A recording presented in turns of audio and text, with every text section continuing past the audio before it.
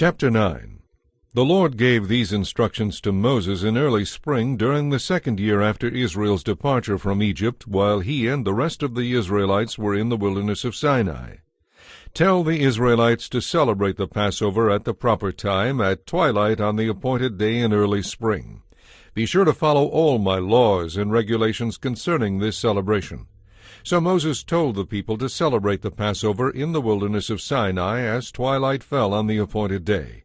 And they celebrated the festival there, just as the Lord had commanded Moses, but some of the men had been ceremonially defiled by touching a dead person, so they could not offer their Passover lambs that day. So they came to Moses and Aaron that day and said, "We have become ceremonially unclean by touching a dead person. But why should we be excluded from presenting the Lord's offering at the proper time with the rest of the Israelites?" Moses answered, "Wait here until I have received instructions for you from the Lord." This was the Lord's reply. "Say to the Israelites, if any of the people now or in future generations are ceremonially unclean at Passover time because of touching a dead body, or if they are on a journey and cannot be present at the ceremony, they may still celebrate the Lord's Passover. They must offer the Passover sacrifice 1 month later, at twilight on the appointed day. They must eat the lamb at that time with bitter herbs and bread made without yeast. They must not leave any of the lamb until the next morning, and they must not break any of its bones. They must follow all the normal regulations concerning the Passover.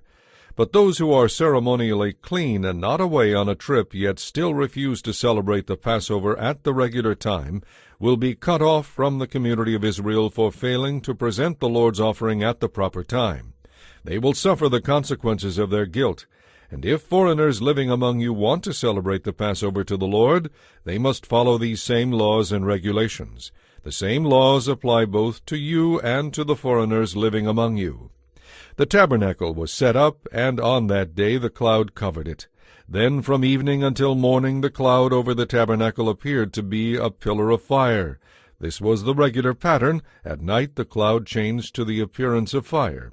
When the cloud lifted from over the sacred tent, the people of Israel followed it, and wherever the cloud settled, the people of Israel camped.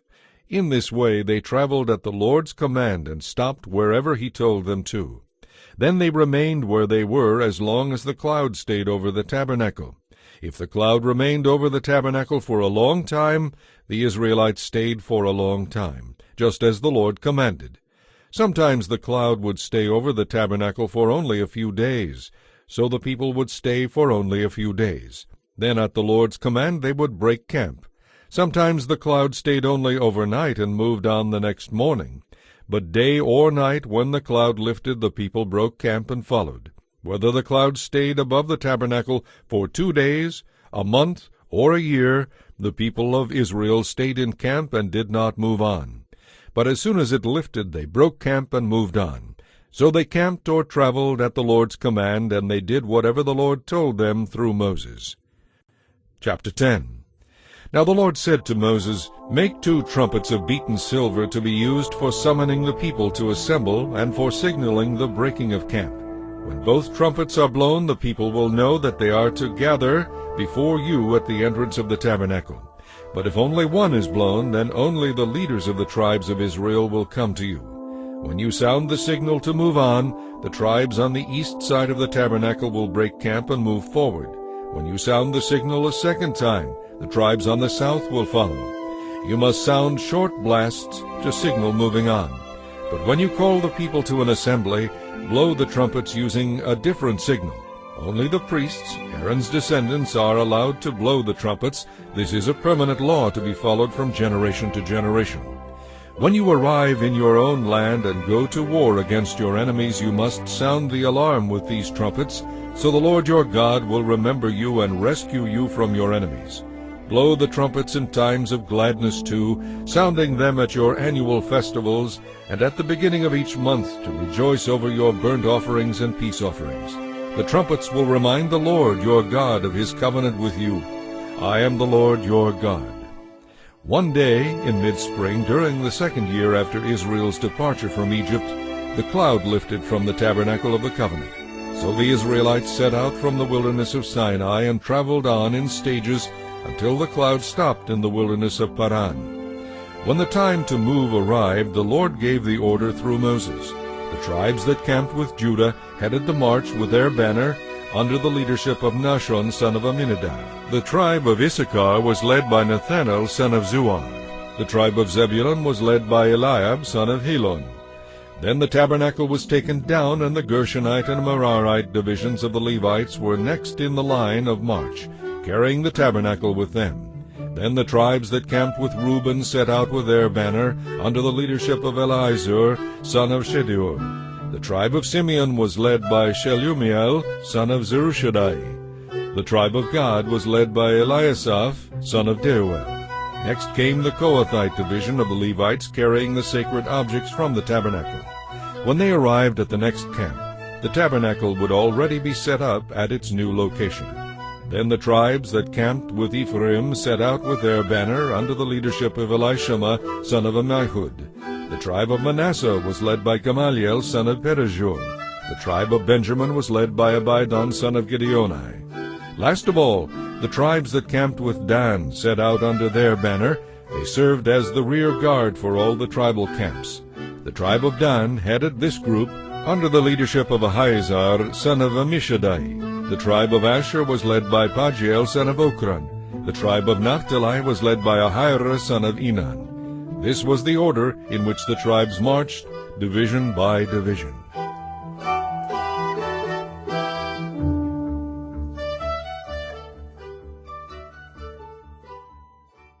One day Moses said to his brother-in-law Hobab, son of Reuel the Midianite, "We are on our way to the promised land. Come with us, and we will treat you well, for the Lord has given wonderful promises to Israel." But Hobab replied, "No, I will not go. I must return to my own land and family." "Please don't leave us," Moses pleaded. "You know the places in the wilderness where we should camp. Come, be our guide, and we will share with you all the good things that the Lord does for us." They marched for 3 days after leaving the mountain of the Lord, with the ark of the Lord's covenant moving ahead of them to show them where to stop and rest. As they moved on each day, the cloud of the Lord hovered over them, and whenever the ark set out, Moses would cry, "Arise, O Lord, and let your enemies be scattered. Let them flee before you." And when the ark was set down, he would say, "Return, O Lord, to the countless thousands of Israel." Chapter 11. The people soon began to complain to the Lord about their hardships. And when the Lord heard them, his anger blazed against them. Fire from the Lord raged among them and destroyed the outskirts of the camp. The people screamed to Moses for help, and when he prayed to the Lord, the fire stopped. After that, the area was known as Taberah, the place of burning, because fire from the Lord had burned among them there. Then the foreign rabble who were traveling with the Israelites began to crave the good things of Egypt, and the people of Israel also began to complain. "Oh, for some meat!" They exclaimed. "We remember all the fish we used to eat for free in Egypt." And we had all the cucumbers, melons, leeks, onions, and garlic that we wanted. But now our appetites are gone, and day after day we have nothing to eat but this manna. The manna looked like small coriander seeds, pale yellow in color. The people gathered it from the ground and made flour by grinding it with hand mills or pounding it in mortars. Then they boiled it in a pot and made it into flat cakes. These cakes tasted like they had been cooked in olive oil. The manna came down on the camp with the dew during the night. Moses heard all the family standing in front of their tents weeping, and the Lord became extremely angry. Moses was also very aggravated, and Moses said to the Lord, "Why are you treating me, your servant, so miserably? What did I do to deserve the burden of a people like this? Are they my children? Am I their father? Is that why you have told me to carry them in my arms, like a nurse carries a baby, to the land you swore to give their ancestors? Where am I supposed to get meat for all these people? They keep complaining and saying, 'Give us meat.' I can't carry all these people by myself. The load is far too heavy. I'd rather you killed me than treat me like this. Please spare me this misery." Then the Lord said to Moses, "Summon before me 70 of the leaders of Israel. Bring them to the tabernacle to stand there with you. I will come down and talk to you there. I will take some of the Spirit that is upon you, and I will put the Spirit upon them also. They will bear the burden of the people along with you, so you will not have to carry it alone. And tell the people to purify themselves, for tomorrow they will have meat to eat. Tell them, the Lord has heard your whining and complaints. If only we had meat to eat, surely we were better off in Egypt. Now the Lord will give you meat, and you will have to eat. And it won't be for just a day or two, or for 5 or 10 or even 20. You will eat it for a whole month until you gag and are sick of it. For you have rejected the Lord who is here among you, and you have complained to him, "Why did we ever leave Egypt?" But Moses said, There are 600,000 foot soldiers here with me, and yet you promised them meat for a whole month. Even if we butchered all our flocks and herds, would that satisfy them? Even if we caught all the fish in the sea, would that be enough? Then the Lord said to Moses, "Is there any limit to my power? Now you will see whether or not my word comes true." So Moses went out and reported the Lord's words to the people. Then he gathered the 70 leaders and stationed them around the tabernacle. And the Lord came down in the cloud and spoke to Moses. He took some of the Spirit that was upon Moses and put it upon the 70 leaders. They prophesied as the Spirit rested upon them, but that was the only time this happened. 2 men, Eldad and Medad, were still in the camp when the Spirit rested upon them. They were listed among the leaders, but had not gone out to the tabernacle, so they prophesied there in the camp.